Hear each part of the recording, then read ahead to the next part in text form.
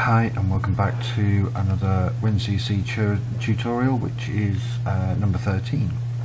What we're going to have a little look at today is a symbolic I/O field. But the first thing that we need to do with that is that at present it does nothing. We have to assign a list of items that are going to be stored into that little object, and we do that via the text list. So we'll add a new list. Let's call it text list 1. Set it to arrange, and down here we will now add our values. Just by double clicking you create all your values, and we can set what our list needs to be. So for example, we'll do automatic, semi-automatic, and put manual. Oh, missed the A, manual. So now we've created a list here of our items, and we've stored it into text list.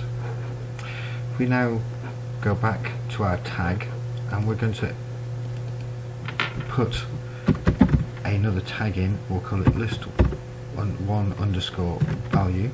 You'll see what this is for shortly. We'll make that an internal tag, and again we'll make it an integer.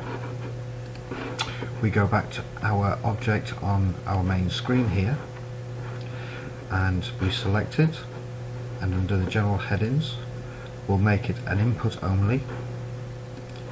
We now select the text list that we want, and you immediately see that it's put in the first value out the top of that list. And for the moment we're just going to put our list value in. Now what happens here, if you go back to your text list, you'll see that you have values 0, 1, 2 and 3. Whenever you make a selection of here, that value will be passed into the variable of list 1 value. Okay, it'll be passed into that for us to then monitor later. And to prove this, what we are also going to do is put in an I/O field. Okay, so we're covering two things with one aspect. At the moment this is an input and output. We're just going to show a value, so we want it to be an output. Our tag for that is going to be the list value. So whatever our list value is, it's going to put that value into that tag. We're going to keep it as decimal, and as there is only one digit there, we'll just format the pattern as one digit only. There's no decimal points, so we can keep that at 0. So by running our program, it now comes up as our display with our little object there. We can click the arrow, and now we can see our text list inside of it. If I select automatic, that is position 1, as off is position 0, as in our text list.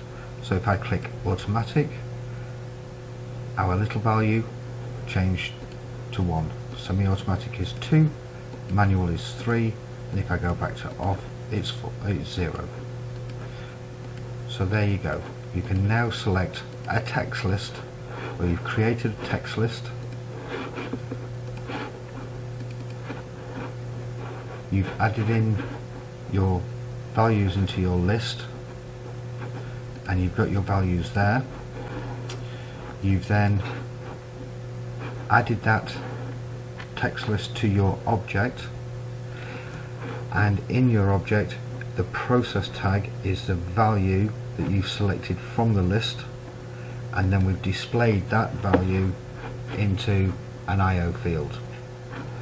So those are handy little units. Obviously remembering I'm only using internal tags, but these tags are probably, you'll be sent down to your PLC so that it can choose the thing that you want it to do.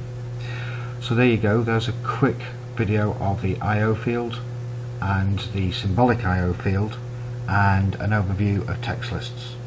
And you can create as many lists as you want you know, here, and then select the range from your lists.